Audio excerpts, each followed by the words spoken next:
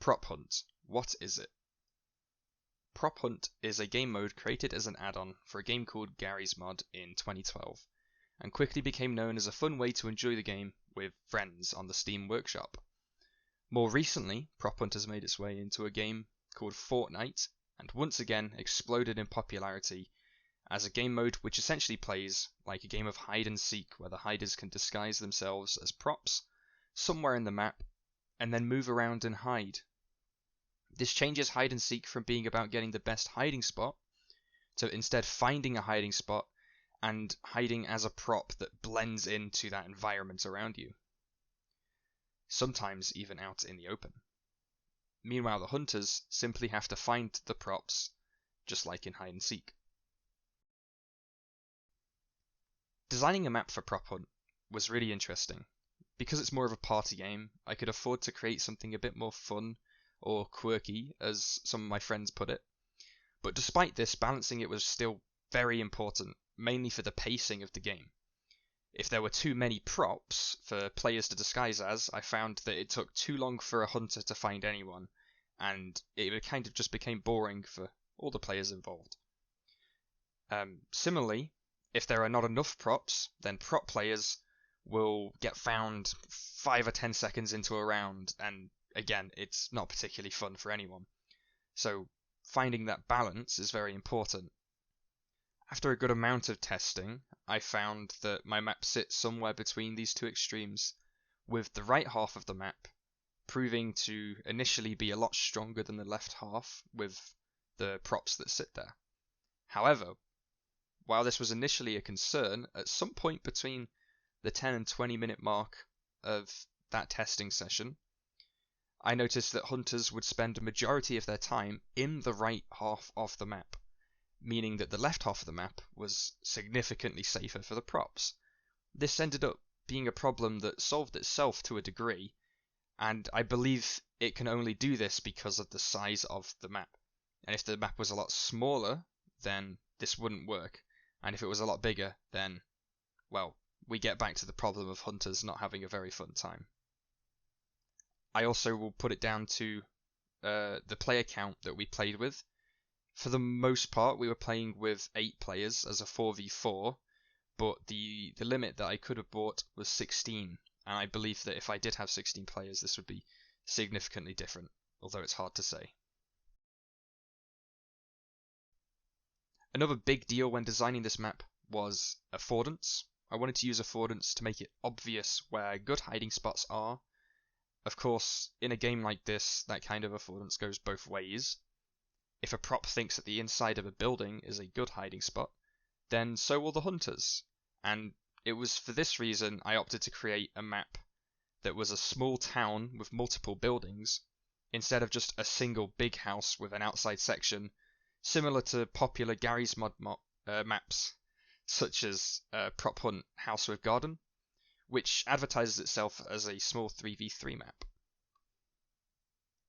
Affordance also plays a bit into other major design considerations, that being player agency. If players can afford to think that the inside of these buildings are safe places to hide, then they also shouldn't be forced into hiding there. Giving players that agency by adding prop variety outside of those houses means that players can also hide outside, which sounds obvious, but I think this was actually the most important part of the map, allowing different types of players to enjoy different types of play. The added risk in hiding in an obvious place is more exciting to some players than others, whereas other players would prefer to hide as a bottle in a saloon or a vase in an antique store, which are obviously less risky, but they make more sense, and players might get satisfaction out of blending in rather than simply being an elusive menace to hunters.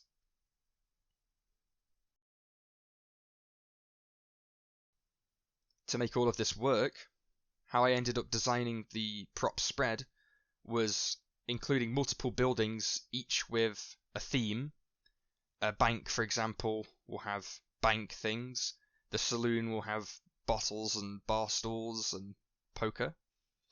And a store will have antiques and bicycles, and any sort of props that would make sense that were included in Unreal Engine for Fortnite.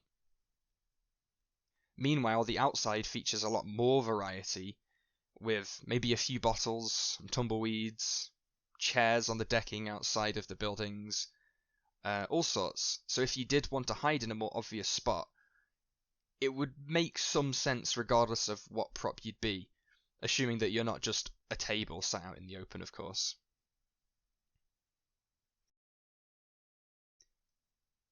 Testing this game mode ended up being heaps of fun with friends. After we did about 3 different testing sessions with 2 proper iterations of the map after the initial version. After a couple rounds of testing, I opted to add some portals that go from one side of the map to the other. There's actually 2 sets of portals, and this essentially makes the play area on the map a sphere instead of just a flat square, and it makes it a lot harder to corner yourself as a prop. Making the map wrap in on itself adds an extra level of play that isn't mandatory, of course. Going through the portal makes a loud noise that all hunters can hear, and while this tips players off to where you could be, it can also be used by clever props to mislead those hunters into wasting time. Of course, this also means that if a hunter goes through the portal, you might accidentally trick your teammates into thinking that a prop is somewhere where it isn't, which kind of punishes the hunters from using these methods of transport. Finally, I think it's important to note the inclusion of Fortnite taunts, emotes, and skins.